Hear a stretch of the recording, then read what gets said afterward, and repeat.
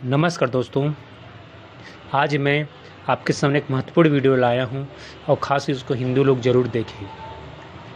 दोस्तों, आज मैं मूर्ति पूजा के बारे में बता रहा हूं कि गीता में मूर्ति पूजा के बारे में या देवी देवता का पूजने के बारे में क्या कहा है। श्री कृष्ण भगवान देवी देवता को जो पूजते हैं हिंदू, उसके बारे में गीता में क्या कहा है। आओ देखते हैं, वीडियो पूरा देखिएगा, ये महत्वपूर्ण वीडियो है। तो आओ देखते हैं भगवान। यह है श्रीमद् भागवत गीता। अब देखो, मैं पत्ता पलटा रहा हूँ। ये है 7वां अध्याय। 7वां अध्याय का यहाँ श्लोक देख लो, क्योंकि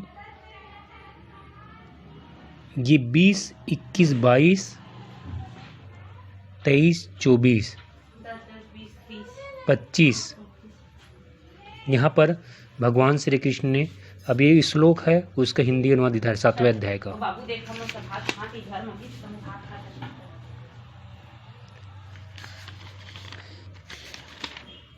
ये देखो, ये 20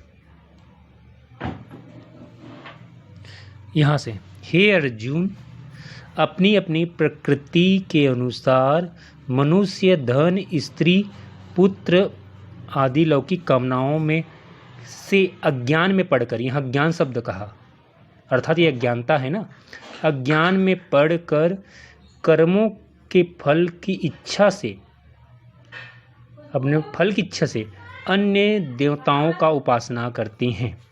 20वां श्लोक 7वें अध्याय का। हे अर्जुन, जो मनुष्य श्रद्धा पूर्वक जिस जिस देवता को पूछने की इच्छा करता है, उस पुरुष की उस श्रद्धा को मैं उन देवताओं में दृढ़ कर देता हूँ। 21वां श्लोक 7वें अध्याय का। देखो, मुझे दृढ़ की गई श्रद्धा के अनुसार वह पुरुष उस देवता की आराधना करता है और उसकी कृपा से अपने मनोरथ को पूरा कर लेता है। ठीक, हाँ, उन मनोरथों को पूर्ण करने वाले यद्यपि मैं ही हूँ, वो देवता नहीं, परंतु उन अल्प बुद्धि, अब देखो अल्प बुद्धि कहा, परंतु उन अल्प बुद्धि वालों का वह फल शीघ्र नष्ट हो जाता है। देखो, कोई फायदा नहीं, फल तो मिलता है लेकिन क्या मतलब कि वो फल शीघ्र नष्ट हो जाता है। जो नित्य देवताओं का पूजन करते हैं वो विन देवताओं को प्राप्त होते हैं, अर्थात देवी देवता को पूजने वाले देवी देवता में जाते हैं। और याद रखना, जो देवी देवता को पूजते हैं वो देवता बनते हैं और फिर इस संसार के 84 लाख योनि में भटकते रहते हैं। इसके बारे में एक उदाहरण लाऊंगा कि देवताओं को पूजने वाले का क्या हाल होता है। तो देवताओं और जो मेरे भक्त हैं, देखो वहाँ पर अलग कर दिया, जो मेरे भक्त हैं वो मुझ में मिलते हैं। हे अर्जुन, मैं विनाश रहित सर्वोत्तम और परम अव्यक्त रूप हूँ। ध्यान देना, हे अर्जुन, मैं विनाश रहित सर्वोत्तम और परम अव्यक्त रूप, अव्यक्त अर्थात उस परमात्मा का कोई रंग रूप नहीं है, वो निराकार है, ये बता रहे हैं। परंतु बुद्धिहीन, अभी देखो यहाँ पर, बुद्धिहीन मूर्ख व्यक्ति ऐसा नहीं जानते। वे मुझको मत्स्य, कूर्म आदि अवतार, यानी जो मत्स्य अवतार हुआ था, जो कूर्म यानी कछुए का अवतार धारण करने वाले समझते हैं, सामान्य मनुष्य समझते हैं। अर्थात ये रिजेक्ट कर रहे हैं, इसका अवतार नहीं था ये तो विष्णु का अवतार था। कृष्ण तो परब्रह्म के अवतार थे, लेकिन पंडित लोगों ने श्री कृष्ण को विष्णु से जोड़ने का जो प्रयत्न किया है, षड्यंत्र किया है, ताकि उसका स्वार्थ सिद्ध हो जाए। जबकि श्री कृष्ण कह रहे हैं कि मैं मत्स्य कूर्म अवतार धरने वाला नहीं हूँ, सामान्य मनुष्य मानते हैं, जबकि वो रिजेक्ट कर रहे हैं। मैं योग माया यहाँ पर हो गया ना। तो यही मैं बात बता रहा हूँ कि श्री कृष्ण ने मूर्ति पूजा का, देवताओं को पूजने के लिए मना किया है, क्योंकि वो देवताओं को पूजने करने वाला है। आखिर जब देवी देवता का पूजा हम करते हैं और उसका फल अगर परमात्मा देता है तो हम डायरेक्ट परमात्मा को पूजे ना, क्योंकि देने वाला तो वही है, स्पष्ट कहा है। और फिर अगर हम उसी देवताओं को पूजते रहेंगे तो फल नष्ट हो जाएगा। और यहाँ पर कहा है जो मेरा पूजा करते हैं मेरे को मिलता है, जबकि हम उसको पूजेंगे तो हमें मोक्ष मिलेगा।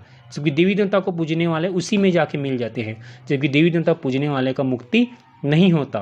और दोस्तों, इस संसार में हम मुक्ति पाने के लिए आए हैं। और यहाँ पर वो कह रहे मैं विनाश रहित, मैं नष्ट नहीं होता, सर्वोत्तम हूँ और अव्यक्त रूप, यानी वो परमात्मा मूर्ति में नहीं है। हम भगवान श्री कृष्ण को भी मूर्ति बना के पूज रहे हैं, जबकि स्पष्ट अगर मैं अव्यक्त रूप हूँ। परंतु बुद्धिहीन ऐसा नहीं जानते, लेकिन जो यहाँ पर अज्ञानी कह दिया, अर्थात जो भगवान को जो मूर्ति में डालने की कोशिश करता है वो अज्ञानी है, ये गीता कहता है। तो दोस्तों ये है, आज गीता का पाठ करते हैं लोग, लेकिन तुम्हें ये बात नहीं बताती, क्योंकि ये ऐसा कह देंगे तो फिर उसका स्वार्थ कहाँ सिद्ध करेंगे, उनको उससे फ़ायदा होता है। तो जागो आप हिंदू भाई, जागो। कुछ लोगों को ये अच्छा नहीं लग रहा होगा, लेकिन मैं अपना बात नहीं बता, मैं गीता का ही उदाहरण दिया हूँ।